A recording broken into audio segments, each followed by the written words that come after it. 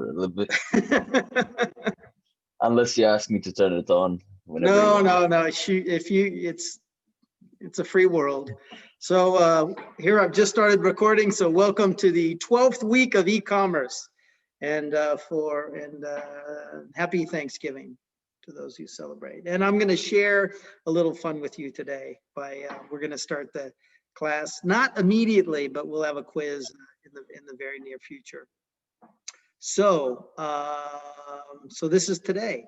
So we have Tomas Bartek. It's not on the agenda here, but in fact, why don't I just add it, right? Guest speaker. I don't have a check keyboard on right now. From Vase. So right now it looks like Vase, and it's Chochki. Vase Chochki. I know that doesn't look very good, right? Your Vase, whatever. Okay, I should not be recording now. So we'll do a quiz. We'll review your activities a little bit. We have a new topic, security, which is very complicated. But of course, like most things, we're going to make it easy to understand or to consider. And then, of course, another activity as we're coming near the end of the semester, which is going to build off of your 4.0, 4.1s. And some of you did such a good job in 4.1 that you'll find that 5.0 is a little bit of a refresher. All right, so here we go. I'm going to advise you, if you're clever, you'll take your phone out for the next few slides and you might take a picture because it might help you after we go through these slides in the next few minutes when we start this thing called a quiz. Hold on then. Exactly, get that phone out or screen copy, whatever your pleasure is. But these are some good questions that you'll probably see in the next few minutes. But so think about them, and then. But I'm going to jump ahead to some other slides. Just to review, these are really important things to consider. This thing called IP, intellectual property. You'll want to take a picture of this slide too. And if we talked about the last couple classes, the first class I skipped through it, the second class I talked about a little bit more, but intellectual property, this is kind of the foundation of capitalism in a sense, and that if you create something, whether you're a blogger or you're an author or you're writing a song, or you've created something like a new mousetrap or the combustion engine or maybe electric engines, you'll want to protect that idea so that other people don't steal it and make money off of the work that you did between your ears. And as we move from this production economy to a knowledge-based economy, it becomes even more important and at the same time more difficult in some respects to protect our stuff. But we have to and can protect it. We just need to know what it means to do that. And so here are some categories of things: copyright, patents, trademarks. And it's not the book, and I don't even know if I pointed it out last week, but trade secrets and confidentiality is another way of protecting your stuff. And that's simply having somebody sign a contract that says, I'm going to share some stuff with you, and you don't get to share it with other people. And if you do, I get to sue you. And if the contract that we have together is written well, then it will explicitly say how much I get money or some reparation in exchange for you taking my stuff, because it's my stuff, not your stuff. And I've got personal examples with experiences with most of these in my career. And this is why I told you guys before, hire a lawyer and hire an accountant, a tax accountant. That's the first thing you do, because they know. You don't know. I didn't know until I found myself in court. Thankfully on the right side of it, where I was suing other people for stealing my stuff. And it ended up with a happy ending, which is not always the case, because I was quite simply lucky enough that I had a good attorney that taught me what to do in the first place to protect my stuff, so that when I did end up in court, I ended up with a happy conclusion. And this is something also to consider that I didn't point out before, and that you can't do everything for everything. We're limited with time and resources and money, of course. So you have to consider what's the value of the intellectual property, and you have to think about the costs to protect it. So you can't hire an attorney and let them loose to try to protect everything that you have. You have to think about how much money they cost and make sure that you get what's called a SOW, of scope of work, so that they're working on a specific thing for you to protect a specific thing. Now, it could be that they're just going to come and audit and look around and give you advice about what needs to be protected. But even that's got to be limited, because some attorneys will just turn the meter on like a crooked check taxi driver, and by the time you get to the airport, you owe 10,000 crown. You don't want that to be the case. So you have to consider everything's kind of cost and benefit in terms of time. So think about the value of the content. The other thing I didn't talk about, I'm going to back up for a second, is this thing about business processes. I might have pointed this out, that you can get a business process patent. For example, there's a process built into Amazon's website. We might have discussed this, maybe not, but I'll repeat it anyway. They have this thing called one click. So you click on the one click, no big surprise, and boom, your stuff just shows up at your door. How does that work? Well, there's a process built in behind the one click that uses your saved preferred delivery address, your saved preferred payment method with maybe your bank information or credit card or debit card. All of that, your preferred delivery method, whether it be expedited or whether it be standard shipment. So all of that is built into their relationship with you. So you just push that one button, boom, and it gets delivered. That is a patented method. In fact, there's another company you might have heard of called eBay. They do these, it's a peer-to-peer site for selling stuff. Roddy talked about it last week. And so eBay, Meg Whitman, the CEO at the time, this was some years ago, implemented one click because she thought, and her team thought, it was such a clever idea. And the next day, Jeff Bezos went to court and sued eBay. And the court said, eBay, what are you doing? Jeff has a patent on that process and you can't use it. So therefore, turn it off. And in fact, the next day they had to turn it off, and they have a two-click process. It's kind of crazy, right? But they couldn't implement it. They could go create their own way of doing that, but they couldn't copy the way Amazon did it. Now I wrote this on the slide. It's in the US, a process can be patented, but not in the EU. It's a little unclear, but it's actually explicitly identified in EU documentation on patent protection that business processes cannot be patented. But the answer actually in practical implementation is that it's a little unclear, because in the process of trying to patent a business process, there are probably techniques and technical ways of doing things that in fact are patentable. So if you looked around, you would see that in fact there are ways to patent what is a process, but it also has to have some other attributes. So, I mean, if this makes your head kind of explode, it's very complicated. And once again, that's why we engage with patent attorneys when we go down this path. So here's the rest of that. So you probably took a picture of that, hopefully. Well, that's all I got from those slides. I also have, because it is Thanksgiving, and hang on one second.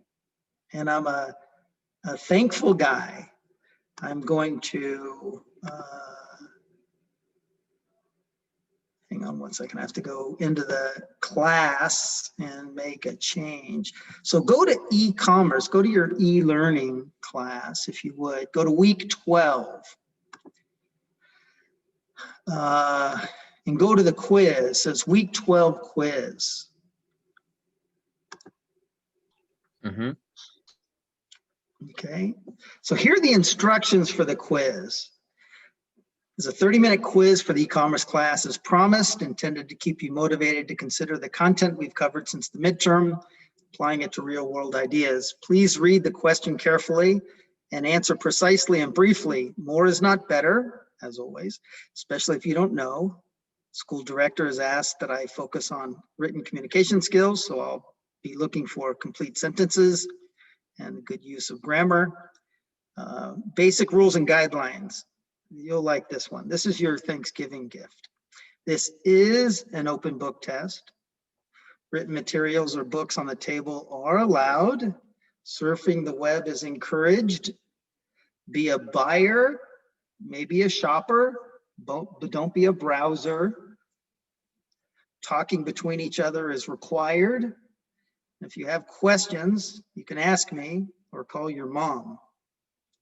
Anyone can help. Okay, so the community that you will be working together is your team. So your teams are going to work on this quiz together. I only want one team member going online and submitting this, but you can work together. There are only 10 questions. I'm going to give you 30 minutes to go through it. That should be plenty of time, I think. To facilitate working together, what I can do is open up breakout rooms. Do you want to do that? Good, yeah. Yeah, it's a good suggestion. Please do it. Okay, so I'm going to do 6 breakout rooms. I'm going to assign manually. Oh, I can let you choose your room. Do you guys remember the rooms you had before? No. No, probably not. I'm going to let you choose your rooms though, but so I'll say out loud the teams. Okay. I'm going to open all the rooms. So let me just hang on one second while I tell you which room you're in. So room 1 will be Flying Tiger. So somebody write this down. I'm not writing it down. Flying Tiger, room 1. Harachi is room 2. Modri Swan, room 3. My Food, room 4. Samsung, room 5. And Shaw Academy, room 6. How's that? Sounds good. Okay, so from e-learning, you can get to the link. Maybe you could all open it and scroll it so each of you can see it, but don't submit. Just have the one team member submit. And I'm asking the team members, so only those who are on the call here, how many? We have, I think, 17 students in the class. Only those should put the name in the field of who's helping to complete the quiz. So if you have any questions, you can ask me in chat and I'll reply in chat, or you can ask each other in chat. But mostly I want you working in your teams. Okay, you guys good to go? Yeah, I have a question. How do Yes. I enter that breakout room? I can't see an option anywhere. Yeah, Oh yeah, I don't see that either, if that's already open.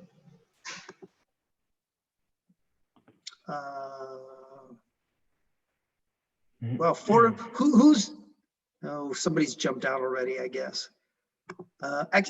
Maybe I could put you somewhere. So Abdel, where do you go? Room 4. Room 4? Okay, there you go. Thank you. Arthur, where do you go? Room 1.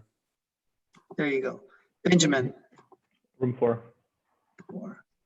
Thank Kelvin, you. Room 1. Jonah,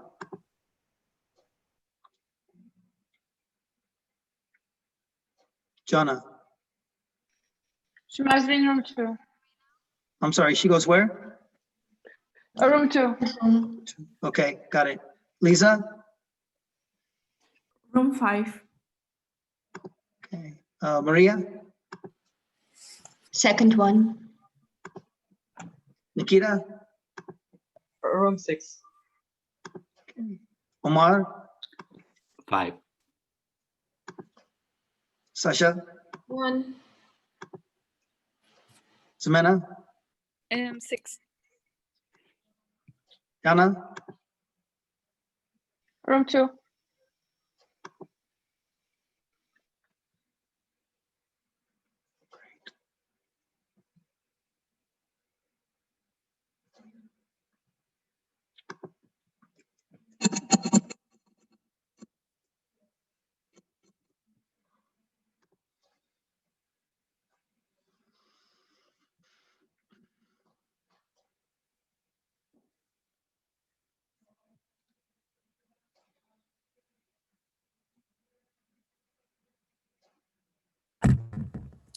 Hello, can you please? Oh, sorry, it was wrong.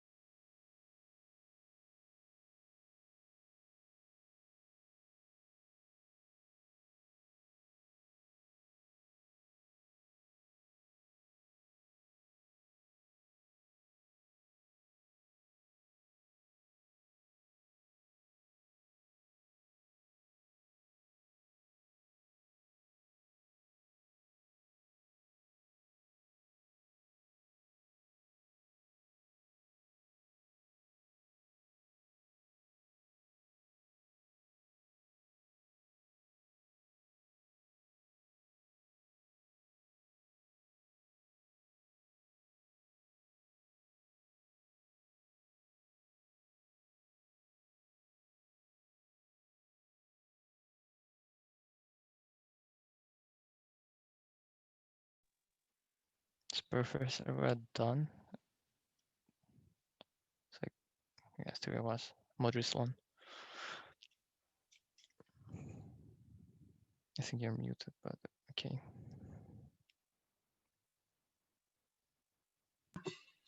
Yeah, I'm muted. Now I'm not. Sorry. Okay. I don't know. The other guys seem to be taking a bit of time. So maybe like 16. We'll come back at 16. Gotcha. Gotcha. See you then. Okay, bye.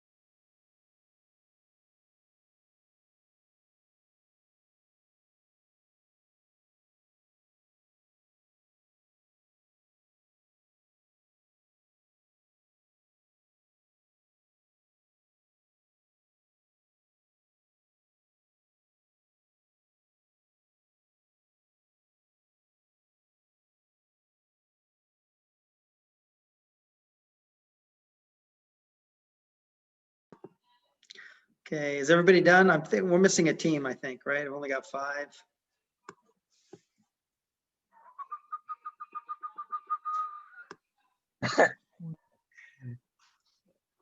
Who are we missing? So the link was not available and only in our team, but the rest had it. I had to, Yeah. use the copyright, just to protect myself. Is that copyright? I would call that confidential information. Oh no, it's not. I don't know that that's like an inability. I don't know. That would be trying to patent a process maybe, but I don't think you can't copyright a lack of ability to do something. You should try, but call a lawyer. Maybe they'll Yeah, probably. I need a charge you lawyer to work on it for sure. for 5 marks extra, please. Yes. Okay, where's the other team? Oh, they are coming now, but you can just like tell them to leave, like say end the breakout rooms, and they will have 60 seconds to leave. Oh, is that right? Okay, that's a feature I wasn't aware of. Come on, sir, you're an e-commerce guy, so you need to know more than us on these things. Nice. I actually hire good engineers. That's what I do. Oh, is my place reserved? Pardon? I'm saying, is my place reserved? Oh, you have to apply just like everyone else. Okay, so maybe in the near future, maybe. Anytime. Okay, then I'm going to join them. Hang on a second.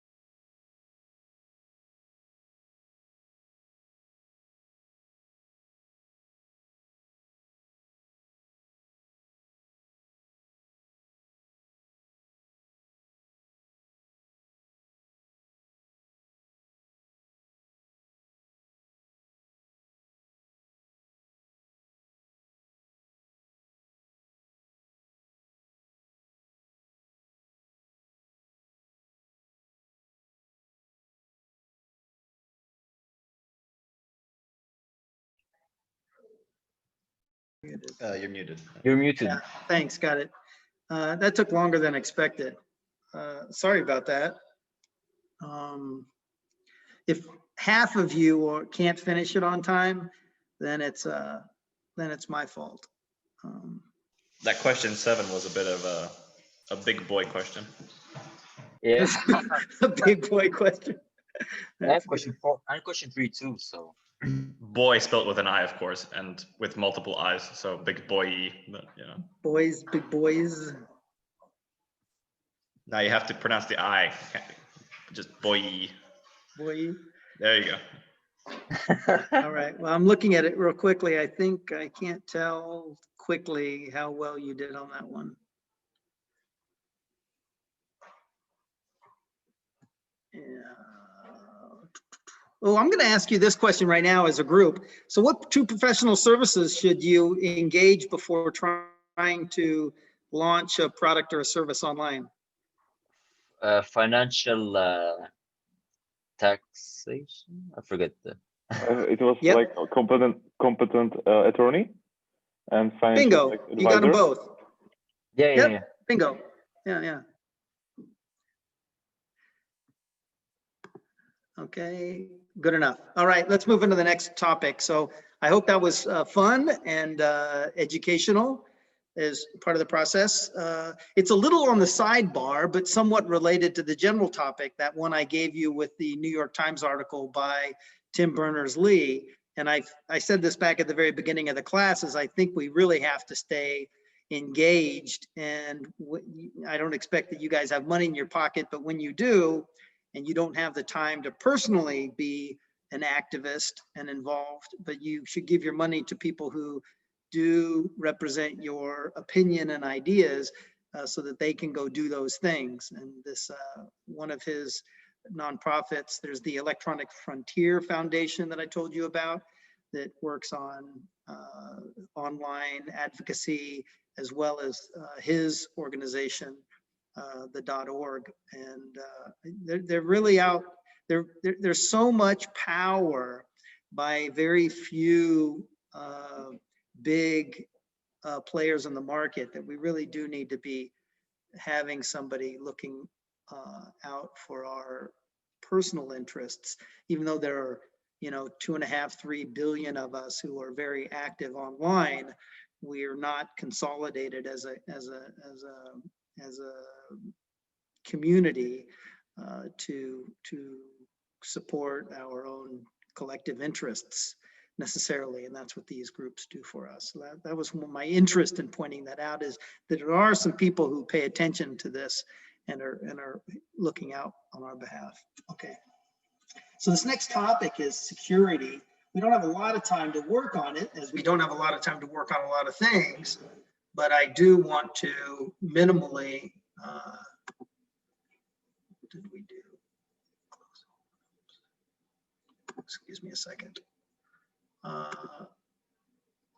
I do want to at least call your attention to this very important topic, and then give you some general ways of looking at it. Security it's very, like most of these topics, technology is very complicated in its detail. Security is very complicated in its detail. Legal, taxes, how to set up an e-shop. All of these things are very complicated in their detail.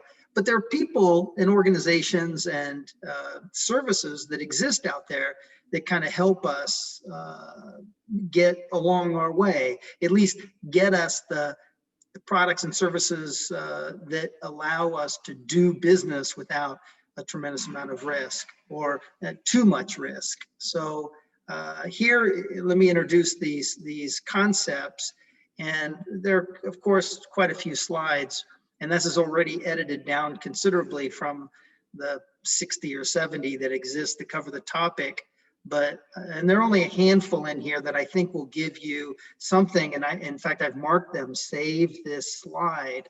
If you get involved in doing this as a business, and this is your responsibility. And I hope you do download and put all of the presentations that we've given in this class, put them in a folder somewhere. And then at least in the future, or you could certainly call me directly, you could say, hey, didn't we talk about something about this? And at least it'll give you a reference point to bounce off of to go into more detail. And that's really all that I expect of you, that you get from this. Of course, I'm pushing you into thinking about it, so some of it sticks to your brain, but mostly just conceptually, you'll be orientated, is that a word?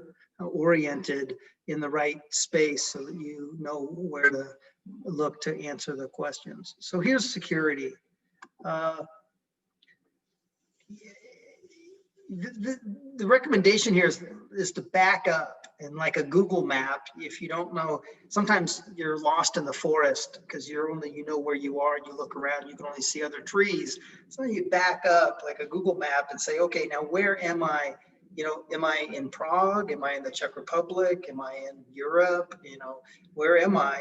And then I can kind of zoom in on the detail, but back up a little bit and try to get a higher level perspective of where you are. And then I think that that's the best approach. And I'll show you some tools you can use to help looking in terms of security. One of them is a way of thinking about things is recognizing that there's the physical aspect of security, and there's a logical. And logical is, it might feel a little ambiguous or esoteric, but it's actually, because we've talked about how computers work specifically, that there's like in a network, there's packets of information, we remember we call it TCP/IP. So you can actually convert this logical concept of, okay, I have a movie or I have a file of my confidential information or my customer data going from my computer, my server, or my laptop or my device, and then I have it floating through the internet. Well, it's not floating really, it's these little packets of information. So you can consider that actually there is a tangible, logical nature to that content that is in fact physical. So just think about in your mind, like, where is that going? You can think about it logically. It's going from here to here, but then consider, okay, what's the physical nature of that going from here to here? Because you have to make that conversion before you know where to lock that thing down. You know, if it's between a phone and it's going over a WAN connection like broadband wireless, you know, your 3G or 4G, how is that content protected? Well, if it's not encrypted from the device to the server or the device to ultimately another device all along the way, then you have a liability. So just think about it. Don't like throw your hands up and go, I don't understand it. Just think about it practically, the physical versus the logical. I think sometimes when people think about technology, they think about like, oh, I just need to make sure that I secure my phone or I secure my server in my office. I'm going to lock the door. Well, of course, yeah, you physically want to protect it, but then logically, how is that content inside protected? And this is the logical orientation that we talk about in terms of security and management. This is a really, really good slide, and I marked this one, save this. You have to think about, this is when you're an owner or a manager or a director, which, you know, you come to university, you're probably going to go off and do some really big things, whether personally or you're going to work for a bigger organization. And you need to think about your assets. We talked about intellectual property before, but data is the most important asset you will have next to people. People, of course, the most valuable asset. Right below that, it's not the building, it's not, you know, many things can be replaced, but not data. It can be rebuilt, you can go and get the data again, but it's all that energy that you use to get your customer profile, you know, their name, their phone number, their email, contact information, what they've bought from you historically, any special deal you might have made with them, any correspondence you've had with them. That data is so valuable, and you want to make sure that you're protecting that. That's just an example. Certainly the relationship you have with suppliers, all of the things you do in your business are very valuable and important to consider, and you want to make sure that you're protecting it. And so we use this as a simple map just to consider which quadrant does what I'm thinking about, what does it fit? And we'll go contain and control, this first quadrant. So this is a high probability that something bad can happen, but on the horizontal axis to the left, it's low impact, low cost. So if there's something that I have, you could think about the information, the data as an example, and if it sits in that quadrant, then the action that I will take is that I will contain and control it. And I'm going to give you different examples of these, so hopefully it'll stick to your brain a little bit better. But generally speaking, what's important is to think about all of your assets and then consider them with respect to this quadrant. On the second one is the high probability that's going to happen and a high impact. So you could think about in regards to that, how do I prevent something bad from happening? So I'm going to take an action in advance to prohibit something from happening to that data. On the right hand bottom is high impact cost, but low probability. And in that case, we have insurance or a backup plan. How we're going to react should that happen. I can't prevent that from happening, and it's too expensive to mitigate all liability. But this particular one, I can at least have a plan of action. And then the last one, it's actually quadrant 3, but it's this low probability, low impact, and essentially ignore that. And this is just a prioritization of the activities that you would take. So I've given you some examples that you could put on top of this. So like containing control, this is maybe a computer network failure. It's probable that somebody's computer is going to fail. It's probable that some network connection is going to fail. It's not probable that everything is going to fail. That's something that's a little less probable, higher impact. But so what can we do? We can contain and control that. We can make sure that a particular network connection is limited. The whole business process around that particular connection, it's limited in its overall impact in my business.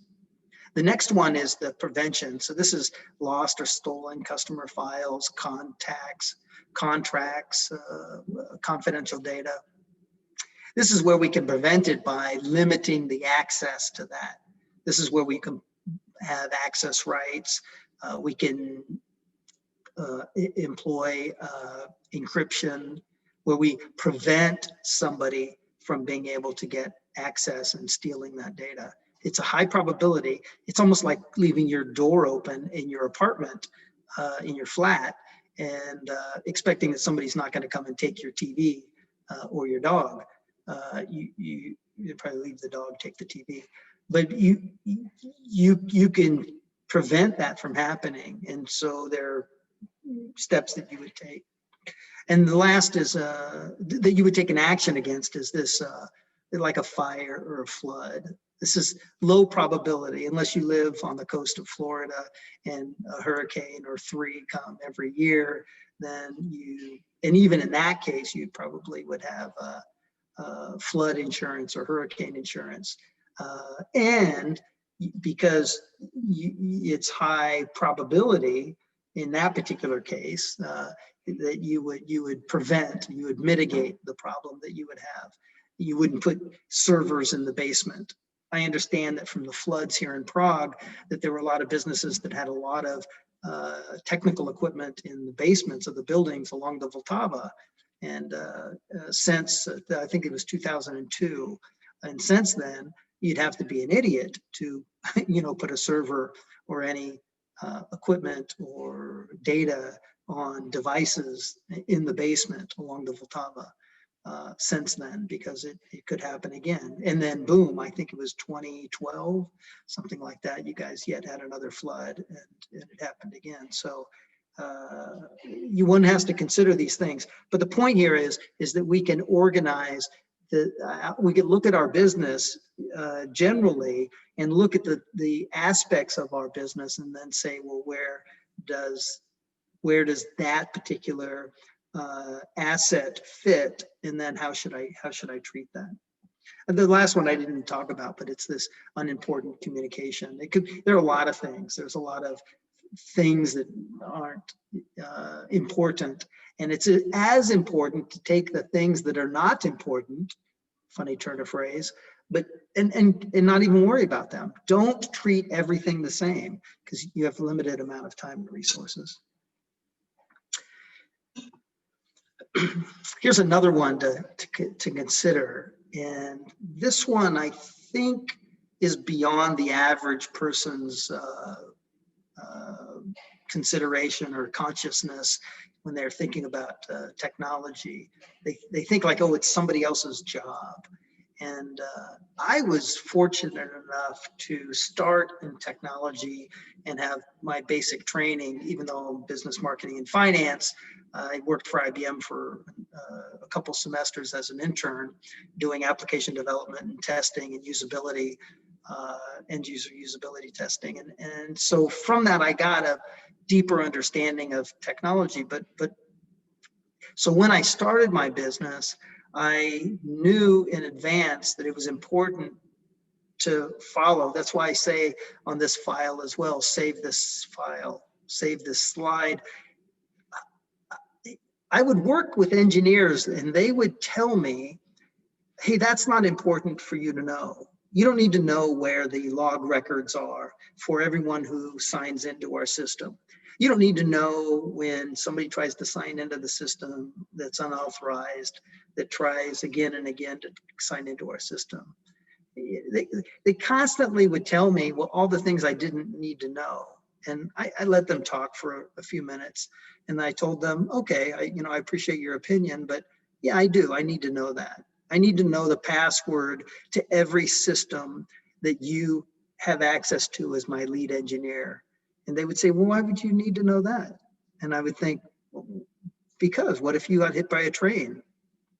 Or in the back of my mind, what if I fired you?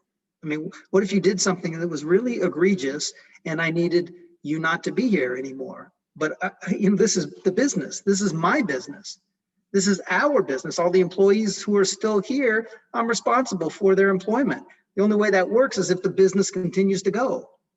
So you have to consider this is your responsibility as business owners or directors or general managers. It's yours. So you have to know. So this slide just kind of gives you an outline of these are the things that you need to know. You could take this slide deck, this slide, and sit down with your lead architect or engineer or IT, CIO, whatever you want to call them, and say, how are we addressing these things? And they need to explicitly tell you how those things are addressed.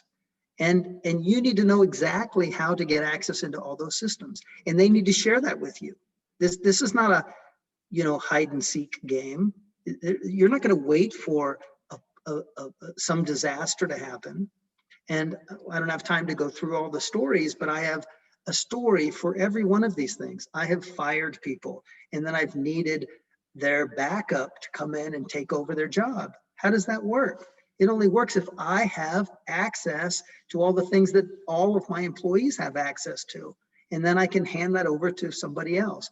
I need to know exactly when somebody's logging into the system and when somebody is copying company data onto their hard drive on their laptop. Now I'm not going to look for everything, but the system has log records that tags when all those things happen. And unfortunately, I did have yet another employee who, I'm just telling you the bad stories. I had many great employees and we did very well. And I was very happy almost all the time, but yet bad things happened. And so I had one employee who copied all of our customer data and all of our customer contracts and our supplier contracts and our project data off of our central computer system onto their laptop and took it home and then quit a week later and then went to go work for one of our competitors.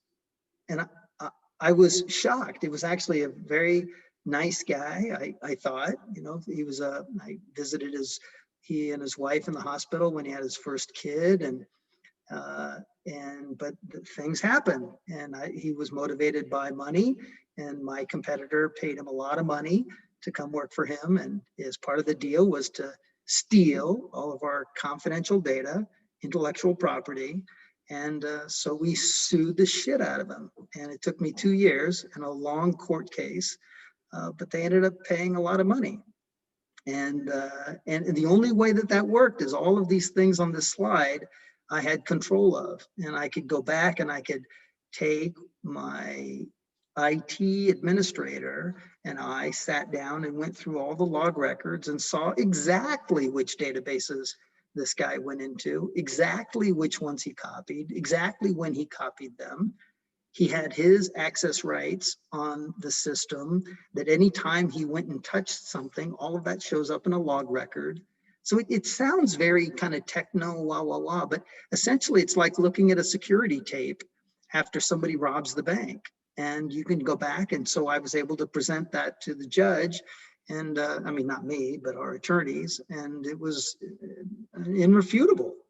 So you want to plan for this stuff before you have a problem, because if it's after the fact, it's too late, and you don't have the data to to pursue anyone legally, or, and as probably more importantly, and this is back to the prevention, you should, if you have a very locked down system, and this doesn't take rocket science, it just takes a smart IT guy or gal that you've got on your team, hired or as a consultant, to build systems for you. So it's very, very important. So that the premise here is that you have data, you have assets, you have information, and it's very, very valuable. It's more, it's the most valuable thing you have. Here's a little statistic. 85% of all businesses, this is an older study, but 85% of all businesses that lose their data go out of business within 12 months. That's pretty astounding. That's a motivator, I think, to protect your stuff. The rest of the slides are just about like more specifics. I mean, we all know what, you know, encryption protocols are when we sign into Wi-Fi. So this just, you know, describes the different kinds that are there. We talked about, you know, 802.11. This is the IEEE standard for the connection between your device and the Wi-Fi connection. There's the A, B, or the G, or in the most current is AC. This is the protocol for the communication. And then with each one of those is often an upgrade to the security layer of how these things get connected. And so you've seen these things before, probably WPA, WPA2, AES. So those are just acronyms for the different levels of security that provide encryption. And as I've pointed out down here, you want to be up that list, you know, a 1 or 2, but you don't want to be 4 or 5. You certainly don't want to be 5, and you would never want to be 6. Never connect to an open network.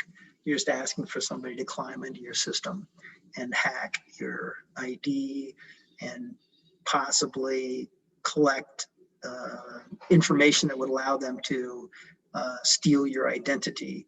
Because, I mean, really, who cares about the files on your computer?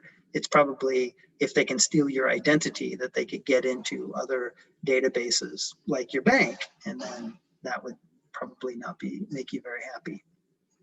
I point out here that you've probably on your system got a lot of automatic Wi-Fi connections, and just uncheck those in your settings, just so that you're having to manually think about, okay, I'm going to connect to that network.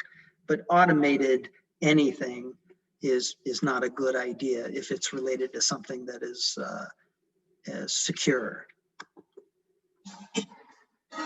Yeah, there's some slides about how the encryptions work. We already talked about HTTPS. And this is an important consideration. You guys are coming into an era where we're about to be at the point where passwords are insufficient. And what happens with quantum computing, I mentioned this before, I think, that quantum processing is not 1 + 1 = 2, 2 × 2 = 4, or even vector processing that allows you to create an image on your screen with graphics, graphical processing units, GPUs. But it's different. It's a probabilistic calculation. So what happens is, in quantum theory and then in practice and how computers are made, you actually can create multiple outcomes. In fact, you can create an infinite, this is a little tough on the brain, but an infinite amount of outcomes. And then through probability, you can isolate the most likely outcome. And so if it's a little hard to consider, but if any of you are interested, go Google YouTube, IBM, quantum computing explained, or doesn't have to be IBM, it could be anything else, but there's some great data scientists and quantum computing experts who describe this very simply that will show you that we can do some fantastic things with quantum computing. One of them, one nefarious thing, is actually it can crack any code, any password like that. So look at the last passcode on this screen, and that is a very complex passcode. It would take a typical computer with modern processing capability years, tens of years, if not hundreds of years, to be able to crack a very complex passcode. With quantum computing, seconds. And so the point here is that we're about to get into an era where we're going to have to reconsider how we validate the access and authenticate the users who are accessing our systems. Something to be a little happy about, huh? I'm not here to scare you, not too much, just to be aware and informed, because as we make that transition, you know, imagine what banks, believe me, banks are thinking about this right now, all day, every day, and they've not published or come out and described what methodologies we'll use to authenticate user access, but they're working on it, rest assured. Okay, so this is the last thing, that was the last thing about security. I don't have a specific request yet, I might, as to how you might apply that to your project, but I think that was more of a, that's what you should be thinking about when you go forward, and you're probably not going to think about it honestly, other than for your own personal self. You might consider just the simple practices, we call them best practices, that you employ when you're taking care of your own data, when you're storing stuff in a Google Drive. If you share a folder, do you make it a public link, or do you make it a link that's only available to a particular ID? The whole point is that we should be managing and being very thoughtful about accessing, providing access to our data. And then also having some audit, some periodic review of what we're doing to make sure that we're not exposed. Okay, the next slide is what I want you guys to do. So I read through all of your project stuff. I'm sorry, let me pause for a second. Do you guys have any questions about the security or anecdotal stories of where somebody made off with your homework or something?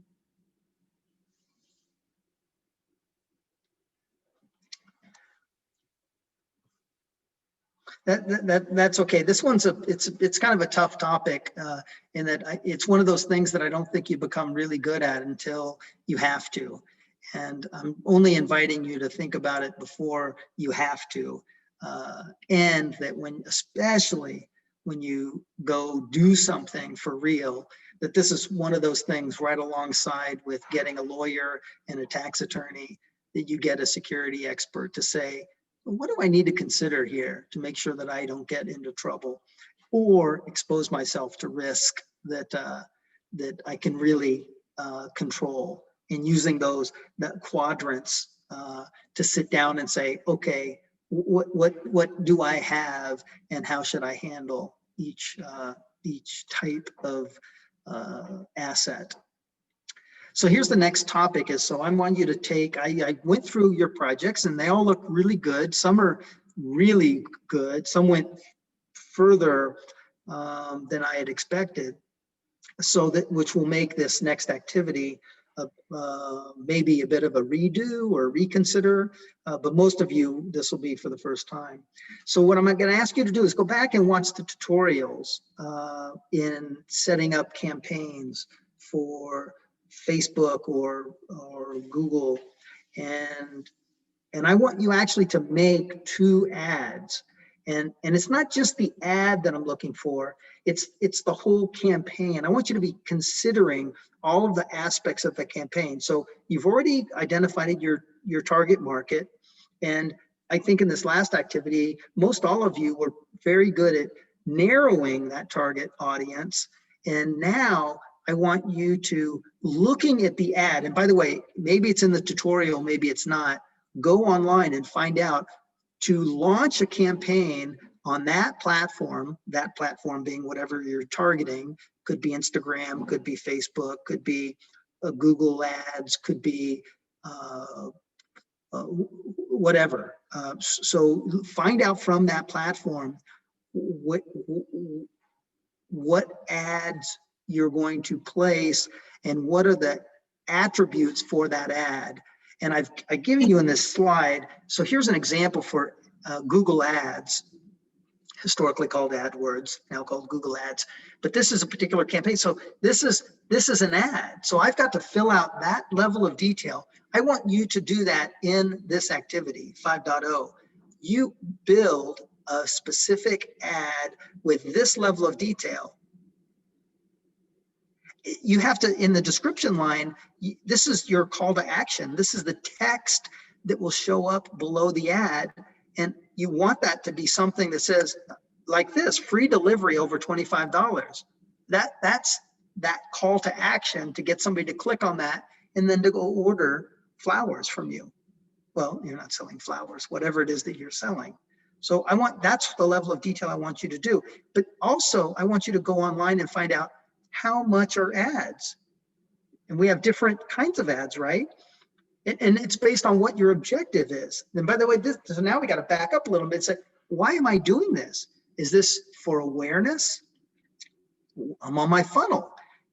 Is this just purely product awareness? So maybe my ads are impressions. So CPM, cost per 1,000 impression. What's that? What is that price? So you can Google and find out for your kind of business, what is a typical CPM? Maybe it's 3 cents or 5 cents or 10 cents. Or maybe if you're selling automobiles and you're the local dealer, it's not going to be cents, it's probably going to be dollars. And if you're talking about a click-through, pay per click, PPC, then it's going to be tens of dollars if you're selling cars. This is the market. It's supply and demand, right? I mean, we talked about this before, but so go in and find out exactly what the budget is you would need to get whatever objective is that you're looking to pursue. Now, you're not going to launch an actual ad, so you're not going to be able to see that result unless maybe one of you, Modri, you guys might do that, and which would be great to see if you guys end up able to do that. But I think the rest of you are not in that position. But I want you to actually create a whole campaign and with a logic behind the campaign, so we can see that it's a business decision. I'm going to spend this amount of money, and I'm going to target this particular audience. I anticipate that this is going to be the result of targeting that particular audience. And then therefore my measurable objective will or won't be met after I execute that campaign. See, so, and that should be an ROI, right? Because if I'm going to spend $100 on ads, I need to be able to generate over $100 worth of benefit. Now, if it's awareness, then it's not that I got a sale, but I've in my marketing basket, I've chosen that if I had 1,000 people, or I should say more, 100 people that showed an interest and were aware of my product, then that would be worth my expenditure, because I would know that over time at that level of awareness, then I would expect some conversion rate to become attracted and then converted into a paying customer. So you just have to consider how much money you're going to spend for what particular benefit your expectations were. So here are links to those things that I had sent before in a previous presentation on selling to consumers. So I just brought that back for your edification. Also, when you do an ad, you need to make sure that the keywords are in your ad. You put those in your ad, and you make sure that those keywords are in your landing page. It depends on the platform as to whether or not you would actually put those keywords in the ad.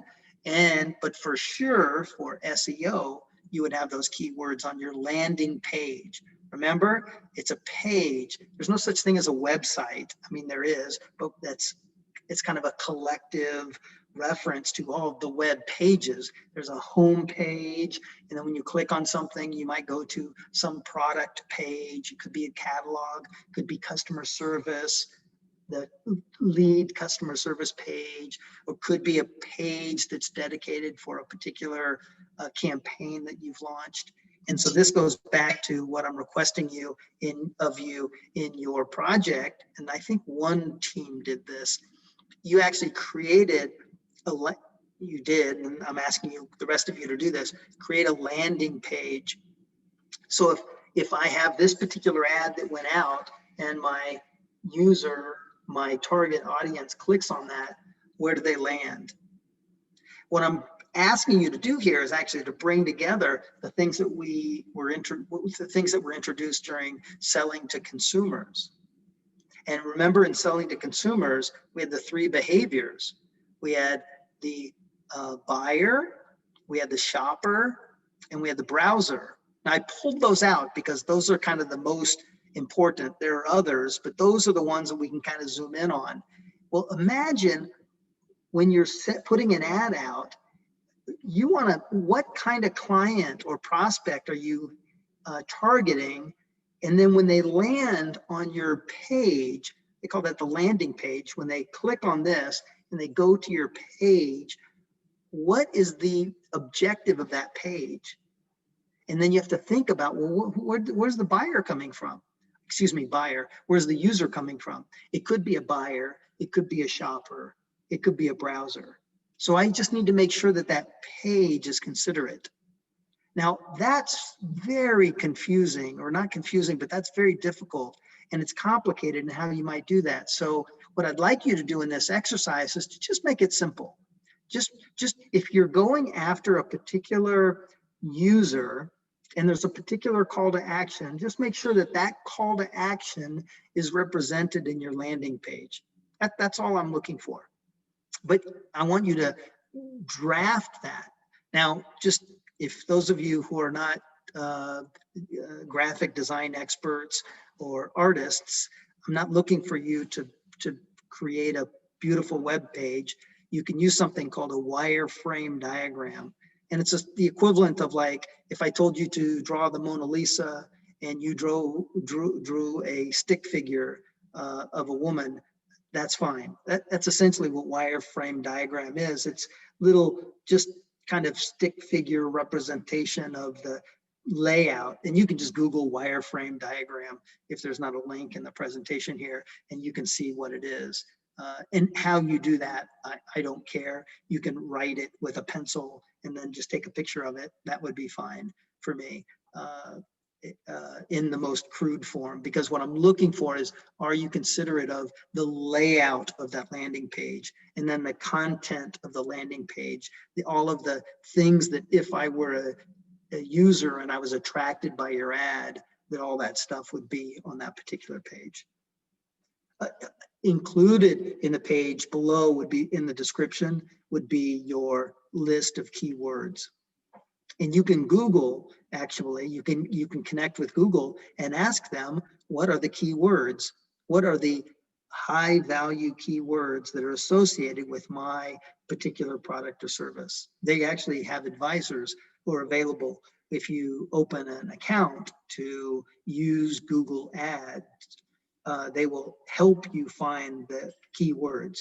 Because remember, they're in the game too. They only get paid if the users click through to yours. So they want you to have a very relevant keywords on your web page as a landing page, because they get paid when for the pay per click ads for those click-throughs.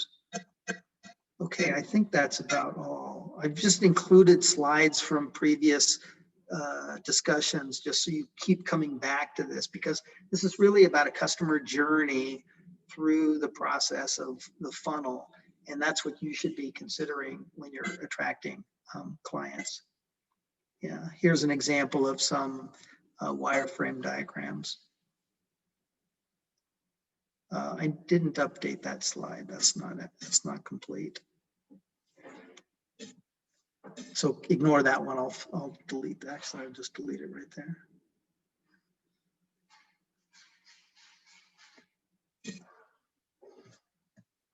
Are any questions about that? It says due by Tuesday? Not Wednesday? Did I threw away that slide, didn't I?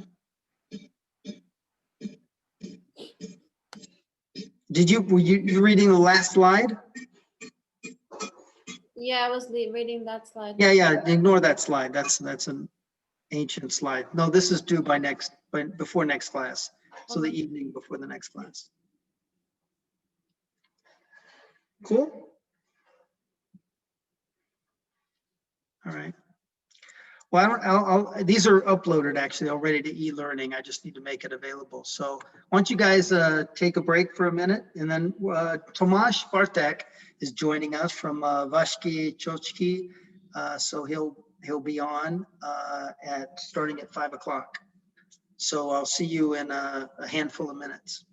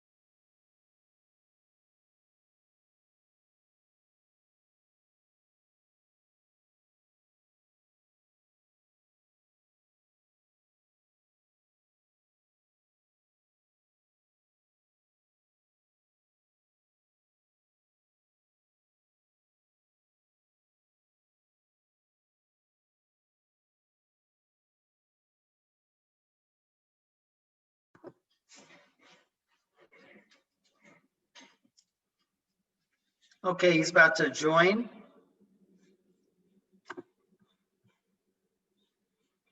He's going to be using a pretty cool slide sharing platform. I haven't used this one before. Maybe you guys have. It's called, what's it called?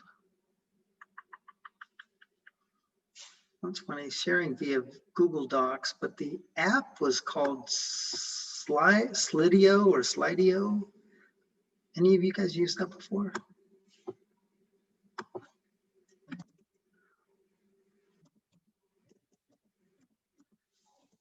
Very kind of clever URL also, sli.do. Slidio. Oh, Tomas, thanks for joining us.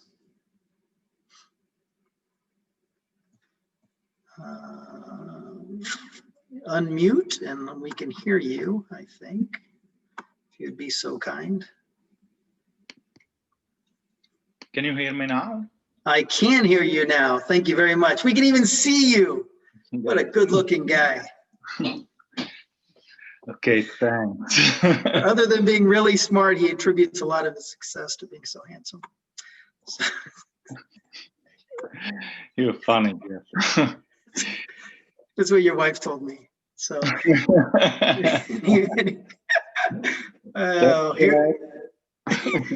we go. And this meeting is being recorded. I've heard.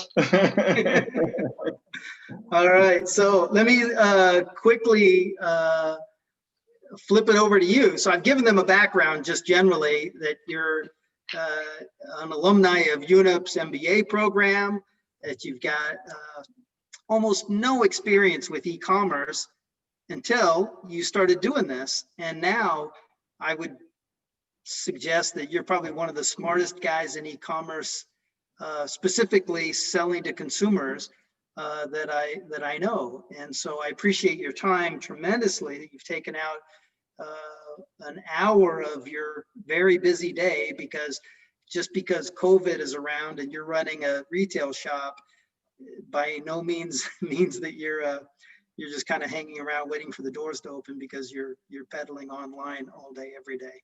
So Tomas, Bartek, thank you for your time, and I will turn it over to you unless you need me to do anything administratively to give you access. Okay.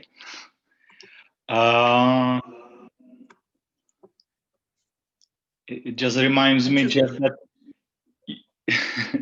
your group of people you are meeting is very limited. If I'm the smartest in the e-commerce. Yes, right. I know 2 people. Okay, fair enough.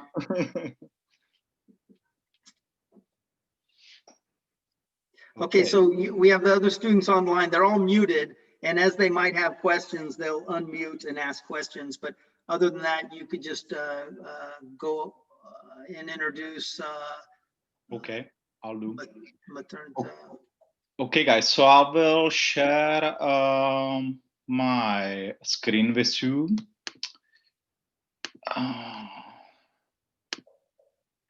Everyone sees this one? Yeah. Yes. Cool, cool. So what we'll do is, because I start from the beginning, basically, my name is Tomas Bartek, and I work for a company called Maternia.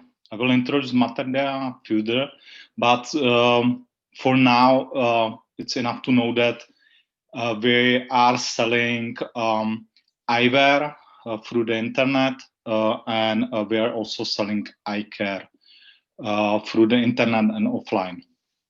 I will use this clever tool, which is called Slido. If you don't know this, it's basically for polls and questions and etc. So if anyone will have a question, you can put it there, or you can ask, or you can, I don't know if Zoom has chat, because I'm not using Zoom. We're using Google Meet. You can use chat as well. Please scan this QR code. Okay. Or go to the slido.com and use the password 93750. And I will start a pause. Okay, first of all, it would be quite useful to know who is with us, what nationalities are here. So let's find out. Czech Canadian, American, Russian,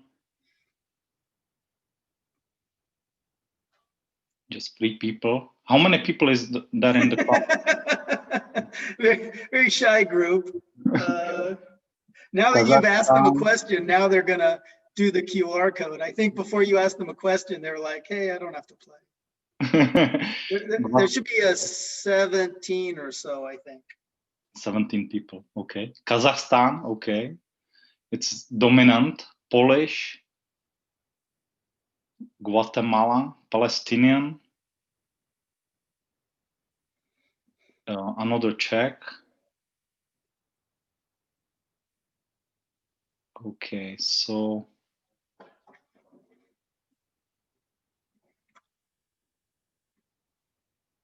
then another person, someone, Czech, okay, more Czechs here. Okay. 11 Ukrainian, okay. I will stop this poll and I will add additional one. Do you wear any of these eye aids, which I'm adding here? Dioptric glasses, contact lenses, sunglasses, computer glasses, or just wear none of those? What's a dioptic glass? Eyeglasses. Oh, okay. Yeah, that's quite confusing because in some countries they call it dioptric glasses because it's with powers. In some countries they call it just eyeglasses. Computer glasses are growing. Interesting. I put that where I wear readers. I don't know where readers would go. That would be dioptric glasses. Oops. Okay, edit my response. Okay. Just change. We have 10 people. 11 sunglasses, predominantly dioptric glasses. Second one, contact lenses. Okay, we have a few people there. Computer glasses as well, a few people. Nice. And the third poll is going to be who? Do you know Maternea? No. I expected that. You know, this is partially my fault in that I used Vase Choshki when I described you. That's okay. That's okay. Is it the same that Vase Chochki, or is it a different company? It's the same company. And I will explain that later. Okay, cool. I think we have enough. So I can stop this and go over here and explain more. So now it should be, I hope you see it better right now. You see just one slide, right? Who we are.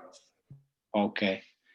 So who we are? As I said, we are called Maternea, although our brands are different.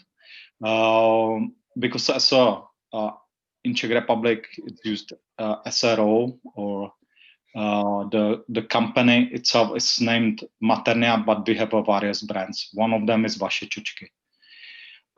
We started almost 13 years ago. At the left up corner, there are guys who started the company.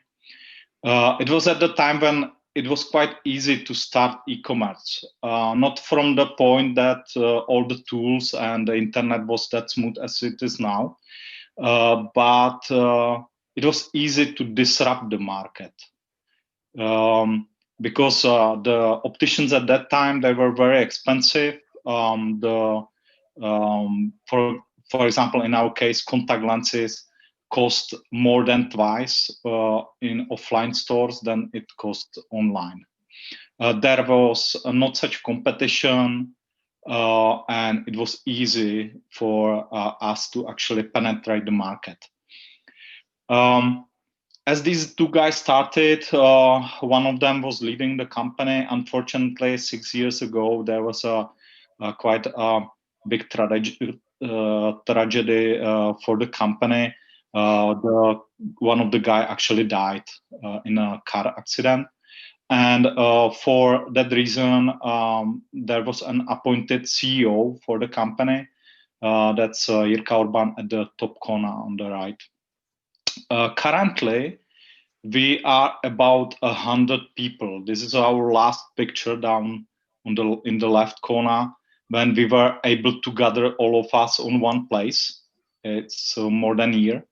And we have various places from which we are actually operating. We have a headquarter in the Prague, where there are mainly the office jobs like marketing, customer care, IT, and CEO. Then we have at the south border of the Czech Republic, we have a warehouse with an accounting and purchasing department. And then we have another IT department in the middle of the Czech Republic, just a small office. And we have a warehouse also in Italy. As I said already, we are something like an online optician. We are selling currently contact lenses, sunglasses, computer glasses, dioptric glasses, and eye care. We are at the moment operating in 17 countries.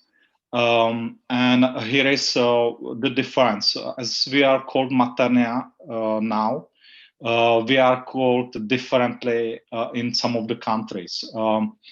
This is, I would say, long, like years ago, it was important to have a domain name which would be useful for SEO for an internet. Having the general name, like in this case, lenses, Linzen, Čočky, Šošovky, to have that in your brand name, it was very useful because Google ranked you higher and you had a better position in Google search. Currently, we are using 5 brands which are known in Europe. I saw that there are many people who probably don't know us because we are not in those countries. We are not in Russia, Kazakhstan, and I think there was Guatemala, definitely not there, not in the US. We are operating mainly in Europe. Mainly in the European Union, because there are some restrictions which we have to follow, mainly from the manufacturers. We are operating currently by these names: Vaše Čočky, Vaše Šošovky, Ira Linzen in Austria, Dreizweiler Linzen in Germany, and Lentiamo in rest of the countries. Lentiamo is our predominant brand. Not only we are having that currently in, if I'm not mistaken, 13 countries, we also plan to become Lentiamo in all of the countries, but I will talk about that later.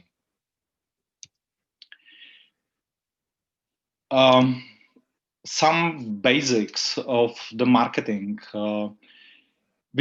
As I said in the beginning, we started basically quite easily. We just offered to the market something what they couldn't resist, basically just cheaper product. So our main market strategy was at the time to have a cheaper contact lenses than in a store, and we were getting additional income from spreading in more and more countries. We started in the Czech Republic, obviously, then we went to Slovakia, Austria, Germany, and then we were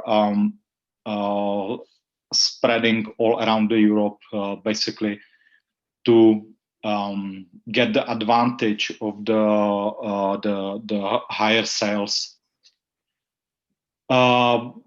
This could work just for some time. Yeah, at the beginning you can do this strategy that you are just cheaper on the market and you disrupt the market. But for a long-term strategy, this cannot work because the lower margin which you are getting on the products, you are basically losing on some other things, because sooner or later you want to provide a better service, you want to provide to have a better people than competitors, you want to have a better processes, better delivery, all of this. And at that case, you have to switch the strategy a bit. So I would say a few years ago, about 2-3 years ago, we are sitting with our owner, because we are still just a privately owned company. And we were looking the financial reports, and we were saying, okay, we have a high sales, but how is that helpful to us? We don't have enough money to do additional things, for example, brand building. So we have decided to do something about that. We have changed our strategy, and from the strategy of maximize our turnover, we have decided to maximize our profit. At that time, if you want to increase your profit, you have to change a bit the strategy. You can see that, for example, with companies like Lidl, which is very successful in this service or in this strategy.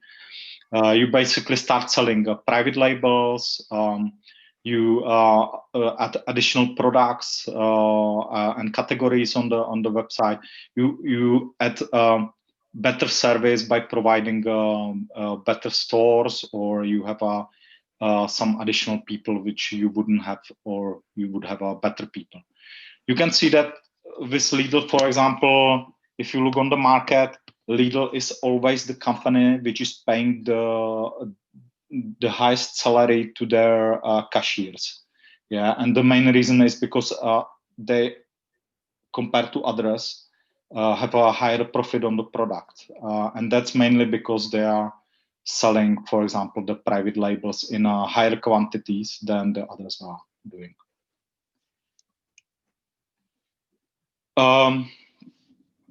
So this is how our SWOT analysis looks like. So our strengths are that we are operating in many countries, that we have an international team, we have already built up a customer base, we have our own warehouse with stock which could be sent immediately. We have a long-term profitability that's quite useful. For example, if you want to get additional financing from banks, or for your growth, or for anything else, or for your investments. We are privately owned, which is an advantage and disadvantage. Advantage is definitely in that the decision is very quick and straightforward, because you, for example, me as a marketing director or our CEO, we just need to talk to one person to approve us the additional budget or activities which we are doing. And we have our own platform for the e-commerce website. So we are not, that's also quite good. On the other hand, it's quite costly because the main advantage of having own platform is you are not restricted by the system which the website is running on. For the weaknesses, on the other hand, I would say we are not the cheapest currently, but we are reasonable. On the other hand, to be privately owned, your finances are limited. For example, because, and you can see that currently with many companies, they have many investors who are adding to the company a large amount of monies which they are using for additional activities, promotion, and extra. We have a fixed cost.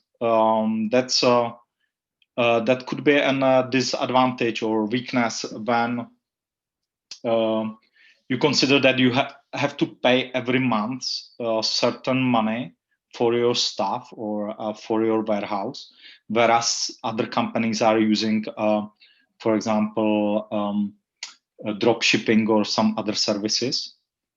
In case of opportunities, there are many. I've just mentioned a couple of those.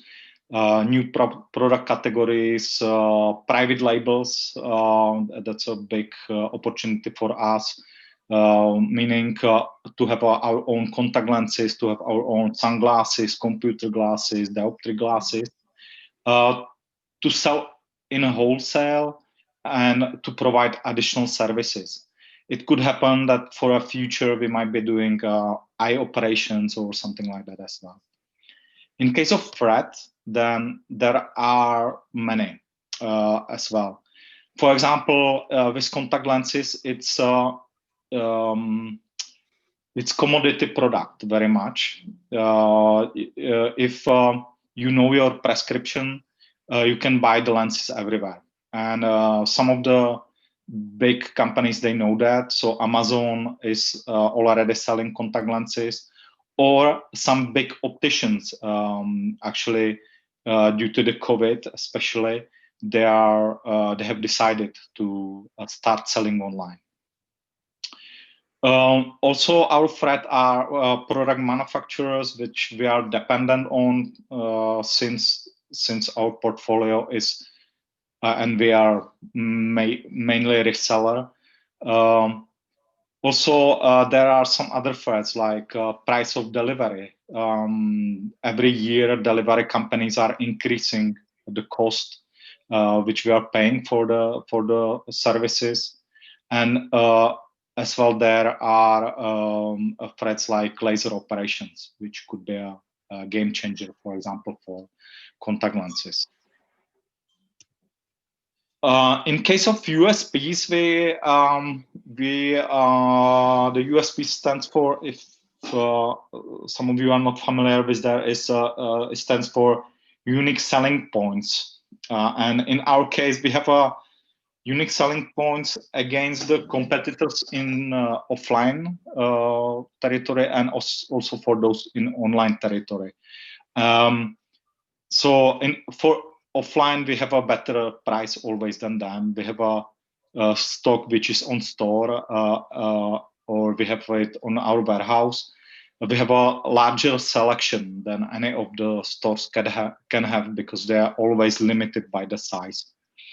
Against the online competitors, we have additional expertise. We have currently opticians. We have a showroom, many years on the market and experience. We have for our customers, we have a bonus system. So if you're buying with us, for example, contact lenses, you are gaining additional points which you can use for additional products or mainly for some type of eye care. It could be solutions, eye drops, cloths for cleaning your glasses.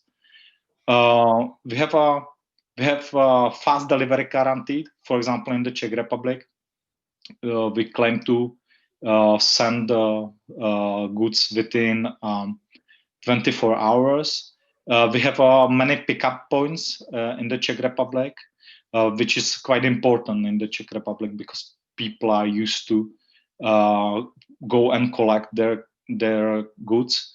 Although this is currently changing a bit with the COVID-19. We have a easy reorder system set up on our website. So if you run out of the contact lenses, you can just through one easy click, you can reorder your stock for home again. And I would say that we have a big advantage in excellent customer care. Those are the basics which I would say all of the small companies should have, the SWOT analysis and USPs. But we are going furthermore. We are working with a marketing strategy. We have set up a new marketing strategy for 2020 plus because the market is changing and our company is changing as well. And we have based our marketing strategy on good learning from Mark Ritson. I don't know if you know this guy. I can just recommend. He has an excellent marketing course on marketing strategy. And the three basic things which you need to have in marketing strategy is targeting, positioning, and the third one is objective. So what we have done at the beginning is we have done a couple of market analysis. We have done quantitative and qualitative analysis. First, we started with things like focus group, for example, and we were asking people the basic questions about why they are wearing contact lenses, why they are wearing glasses, what do they prefer on those on those eye aids, what is important. Is it price? Is it quality? Is it how the glasses are? What weight is the glasses, or how the glasses are? What is their weight, and etc. Then we have done quantitative analysis with a company in the Czech Republic. There's a famous one, Stemmark, and we were selecting basically from the qualitative analysis. We have selected the things which we needed to know in a large quantity. And then we were asking additional things about what is the price range people are buying the glasses, contact lenses, their age, demography, their gender, what they prefer when they are buying, and etc. And from that, we basically created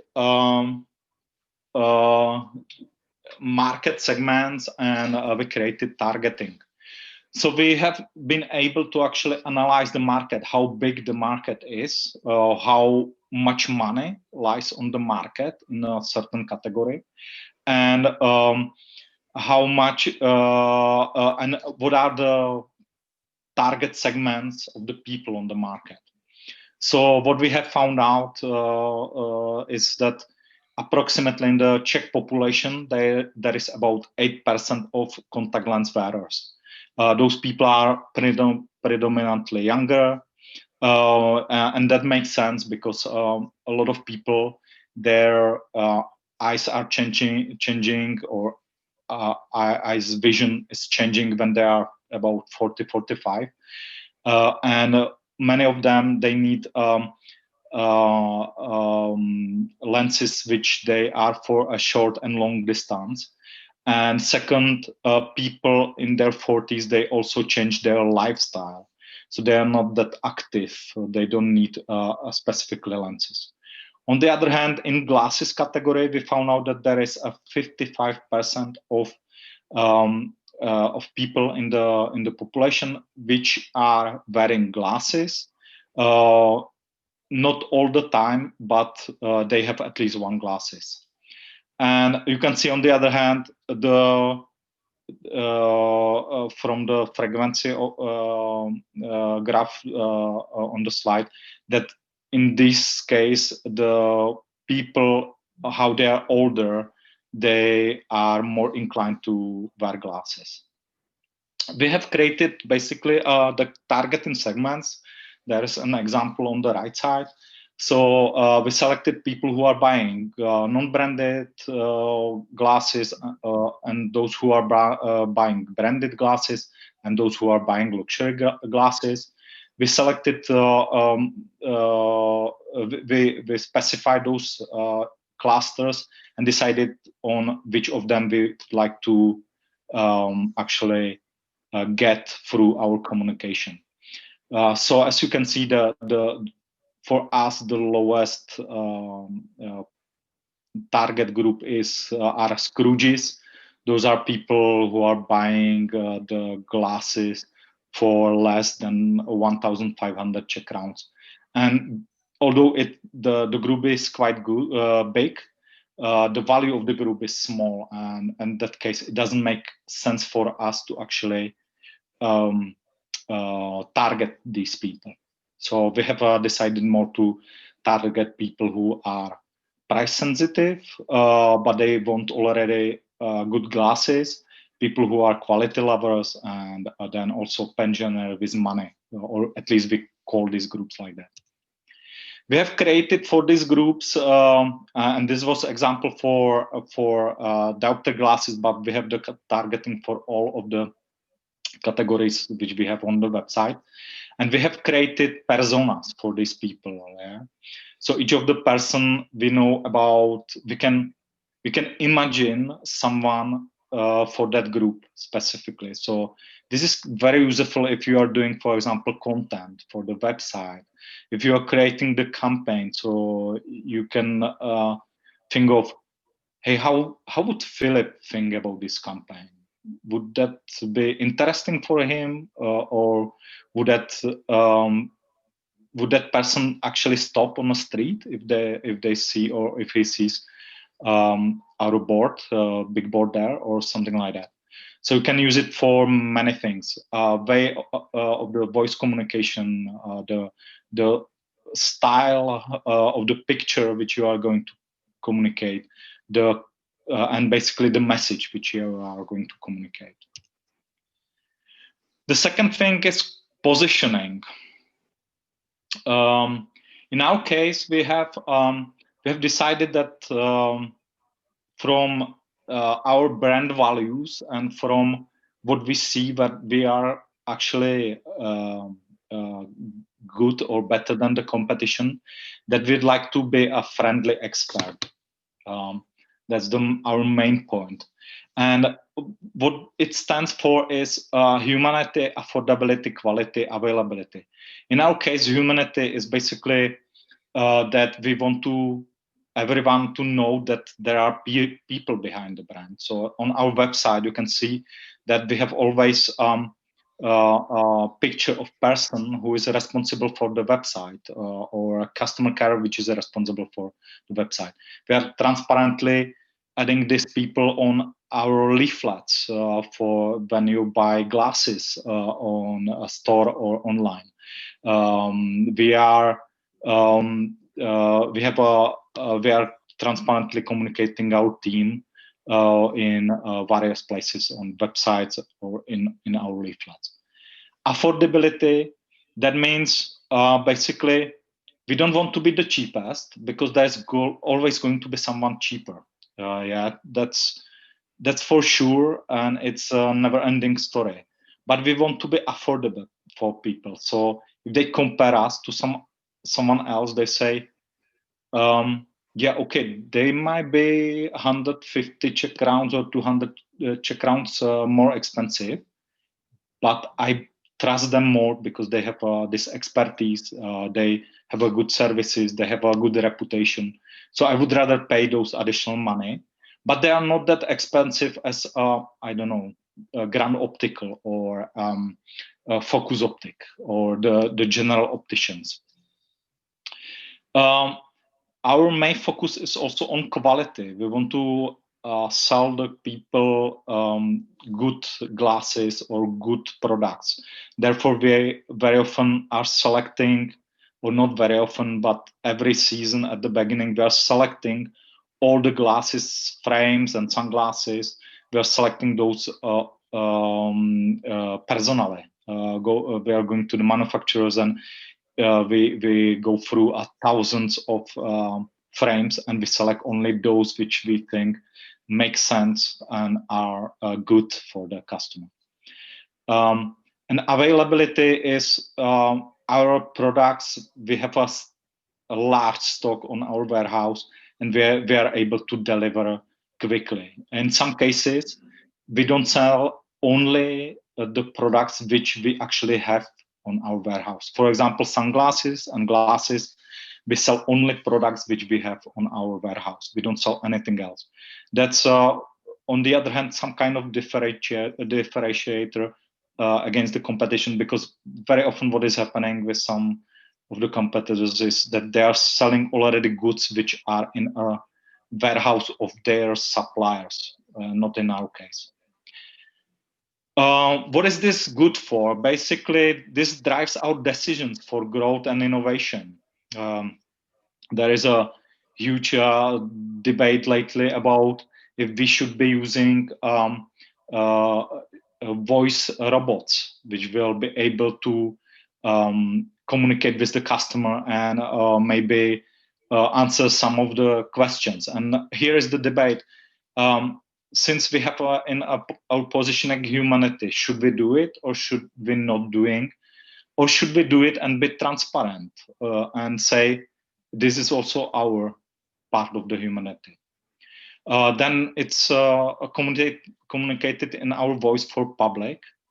And we are using that also for the communication in our campaigns. Basically, the positioning is just the way how we want to be remembered in the mind of the customer, and how we want to be compared to other brands. I think best example is if you consider in positioning cars. You have a, let's say, Mercedes, then you have a Volvo, and you have Citroen. These three cars, you have mentally in your head an imprint, completely different feeling about each of the brand. And that's mainly because, for example, Volvo stands for security. If you are mom of small children and you have money for that, you'll probably buy Volvo because it's stability and security. If you are older guy who love a prestige, you'll probably buy Mercedes. If you are a family person with a lower income and you want to just a reliable car, you'll probably go for Citroen or Skoda. And that's how it is working. Then a part of the marketing strategy is objective. In our case, we have done another analysis of the market, and this time on the purchasing funnel. You basically want to find out what is the percentage of people who knows your brand and who would be considering to buy with you, and who would be preferring someone else against you. So what you do is basically you analyze the market by, again, doing a poll or something like that, and you would ask these questions about which will find out more about your spontaneous awareness, prompted awareness, and about consideration. And from that, you set up your objective. You find out where lies the problem, basically. Is it that people don't know that you actually exist on the market, or is it that they know you, but they would never consider you? And for some, that there could be any reason why they are not considering you. And then you basically focus on this objective. So in our case, since we are well known in contact lenses on the market, and we have started selling eyewear about 1.5 years ago or 2 years ago, we started with sunglasses. We are not well known for that. We are not well known for selling sunglasses or eyeglasses. So we have decided we need to do something about this to increase our spontaneous brand awareness in case of the eyewear segment. And to so in case you can measure this, because you know that from the poll you can set up a goal which you'd like to get. According to that, you can create a budget for the marketing and etc. What we are using for execution, if you are familiar with this concept, I can recommend. It's called See, Think, Do, Care. This is basically the marketing funnel, which and what kind of for what kind of media you are going to use in each of them. In the first part, C, that's basically if I use if I tell it in a nutshell, it's just getting attention on the market. So people should know or should find out something about you. The easiest channels for that, definitely TV campaign. It has the largest reach, at least in the Czech Republic still, but also in some other countries like Italy, Spain. But it's also very expensive. Not everyone is able to actually do TV campaigns, because those in Czech crowns, it's millions in Czech crowns to actually have a TV campaign on the TV. But you can use some other sources like YouTube campaign, Google Display Network, social media, influencers, PR, radio, city lights, and etc.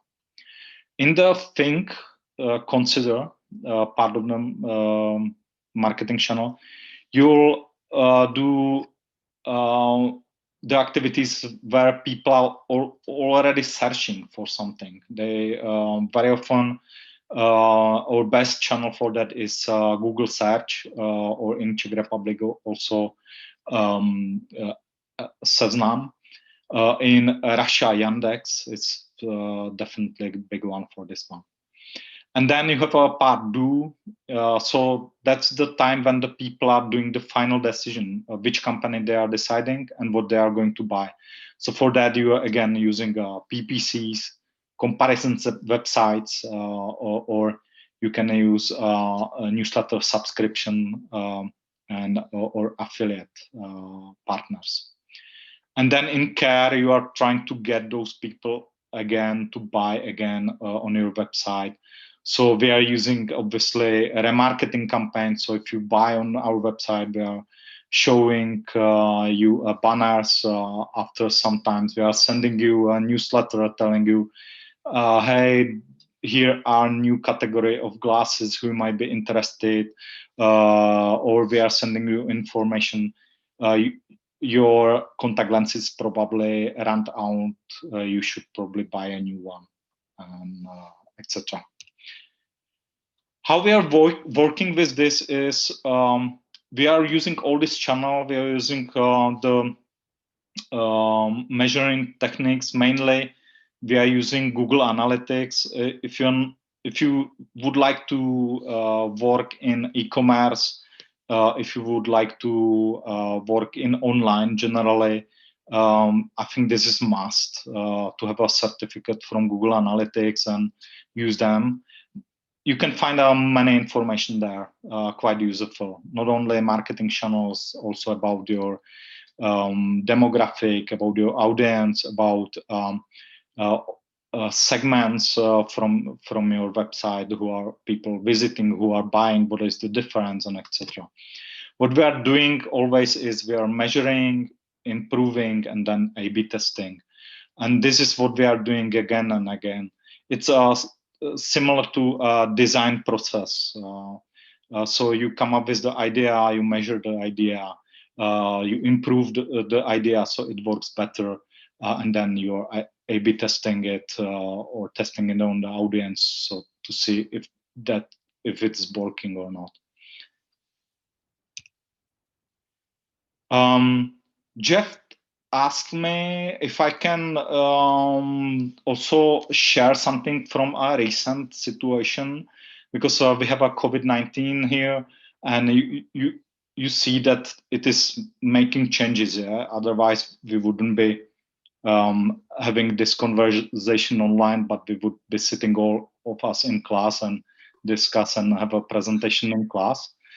In e-commerce, and in our case, it has a lot of changes.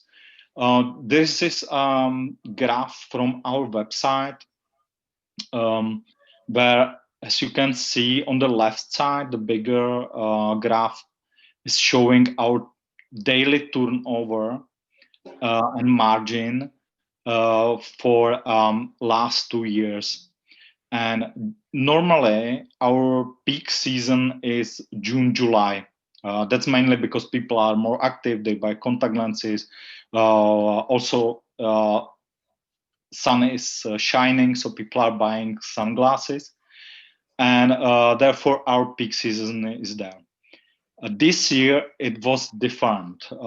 There's March, which is the peak in turnover for this year, and that's mainly done by COVID. Yeah. So as and also it's interesting how February was lower, but March and April were much higher than usually.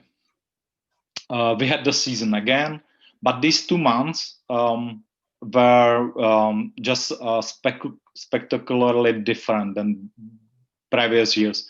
And on the right side, I put 2 countries where we saw that really significantly.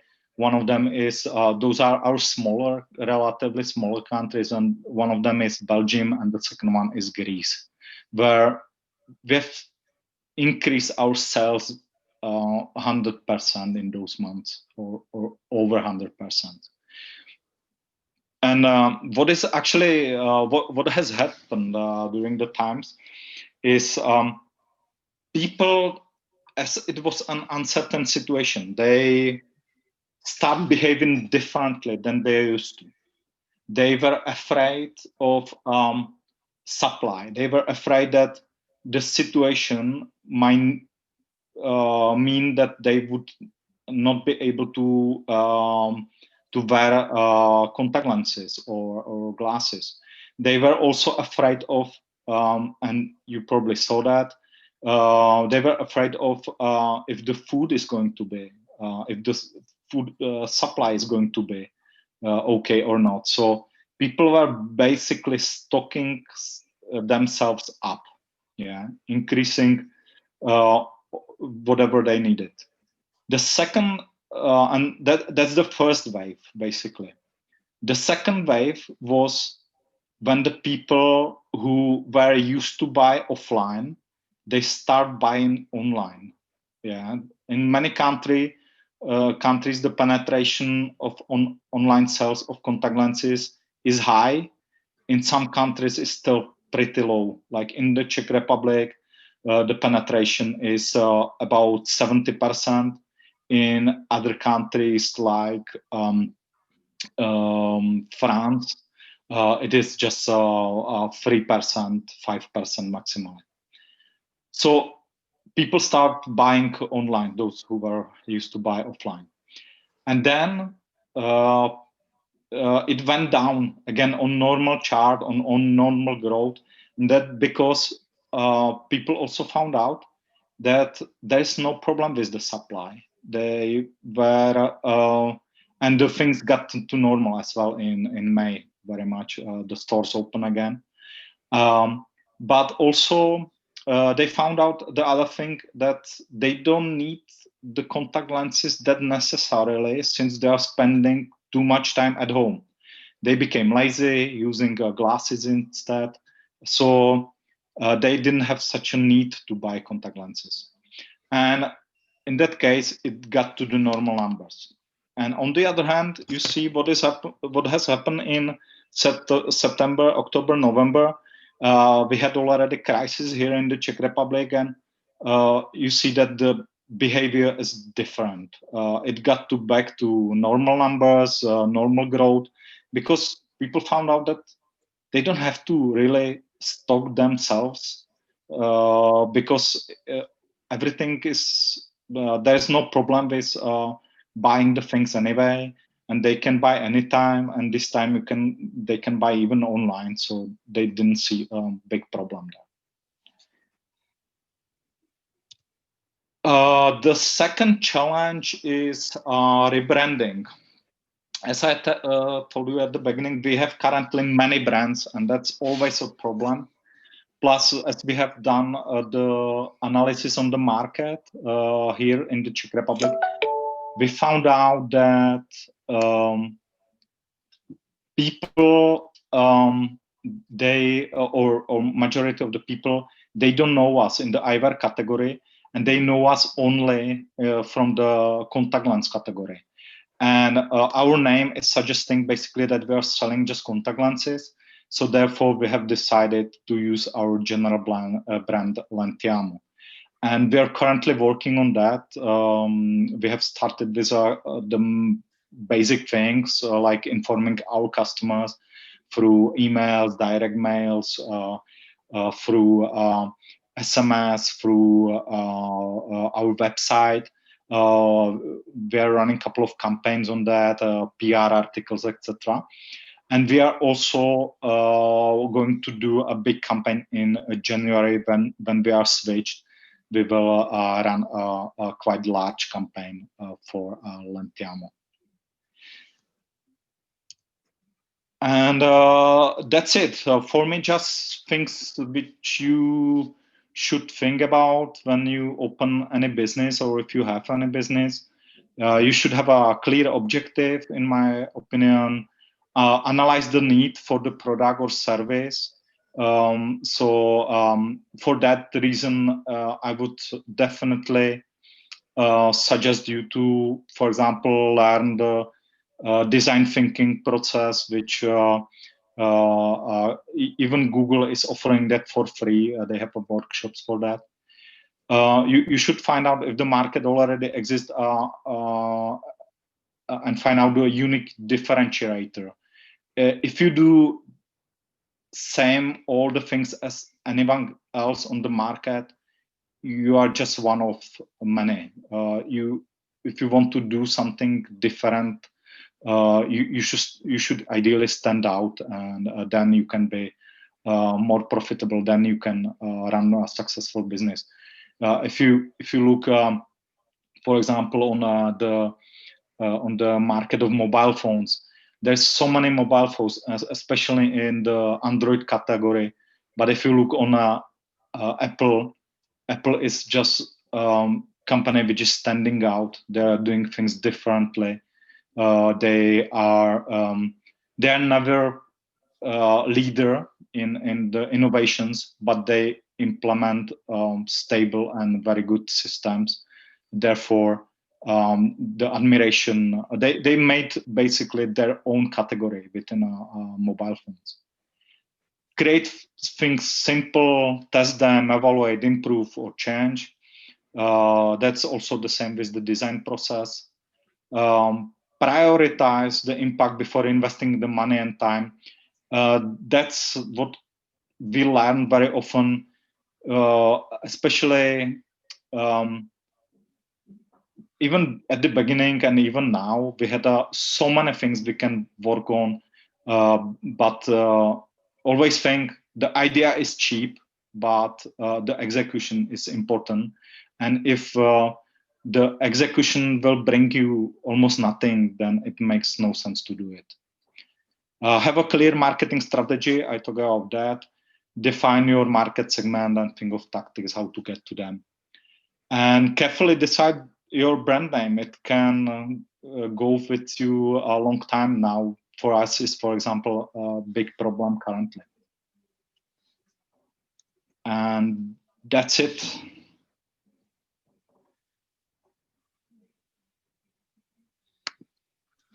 Super. Thank you. That's really fantastic. So I'll open it up. You guys, questions?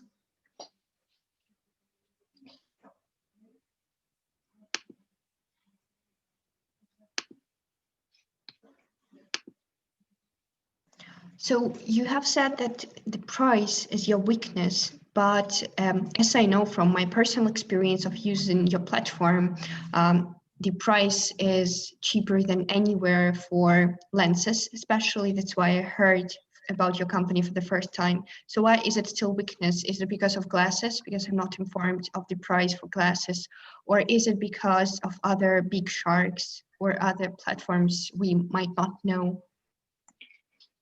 Yeah, from the online perspective, I would say that we are somewhere in the middle, because if you want to find the cheapest accessories, then you probably go to the price comparison sites, like in Czech Republic, Eureka, for example, and you find competitors who are much cheaper. Or much cheaper. They might be cheaper, about 50 crowns. For some people, it could be enough. So I would say from the online sellers, they are not the cheapest currently.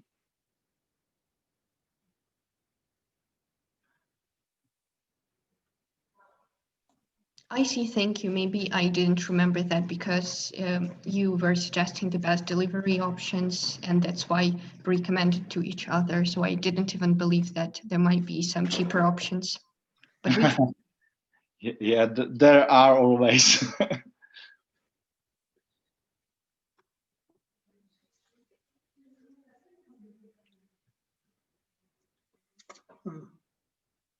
Questions? I have a question. Even with the higher prices, I wanted to say that how do you kind of justify this? Like in terms of, because like there's certain marketing tactics that, for example, as you mentioned, Apple did, like that pretty much to simple it out, making these kinds of adverts or presenting this kind of tools and everything as premium, presenting their products as premium, and therefore they're justifying their price. Do you do something similar to this, like presenting your products as premium compared to others? And if so, then how do you do that? They are doing that as well. I would say there are two things. First is the products, and the second is the services. I'm afraid we lost one customer currently because I don't know her name. She found out that there are some companies cheaper, but yeah, we are offering as well, some of the customers, they want just the product. Some of the customers, they are looking for the overall deal. So in our case, we might not be the cheapest, but due to the other things like the bonus system, for example, you get on the same prices because you get additional things, for example, like solutions for free or things like that. And we have, I would say, generally better service. The delivery is within a day. Those are the things. The things are the products are on stock. So for many people, they would rather pay premium 50 crowns or 100 crowns for something what they can get immediately. For other people's, they will wait. And with products, we are doing that a bit differently. We have a launch solution which we are selling. Currently is the most selling solution on our website, and we have selected for a reason solution which will have additional values. For example, in cosmetics, there is very well-known substitute which is called hyaluron acid, and our solution has that. It's helping to wet your eyes better. And we also have a bottle which is transparent, so you as a contact lens wearer see how much of the liquid you have inside. And it has some design features as well, and it's bigger. And those all features showed up as a high value for the customers, and currently we are selling twice more of this product on our website than the second most selling product. So you are basically looking for this. In case of Apple, they have made their own ecosystem, which was also quite clever. You have to, once you buy any Apple product, you have to stay in their ecosystem. Okay, thank you. That's great. Yeah, well, I see that from the clock, two things. One is our time's run out, but I see, Thomas, that you had a 6 o'clock call that you're supposed to be on. So let me finish by, on behalf of all of us, those who had to run off to their classes already, thank you very much for your time. That was, as always, excellent. And I think it really reinforced the necessity just to essentially have a plan, know what you're doing, and execute thoughtfully, and keep track of what you're doing along the way, always monitoring and measuring and adjusting accordingly to make sure that you're getting where you want to be. So you've shown that you guys know how to do that, and thank you for sharing your story with us today. Very much. Thank you very much, guys, as well. Thank you.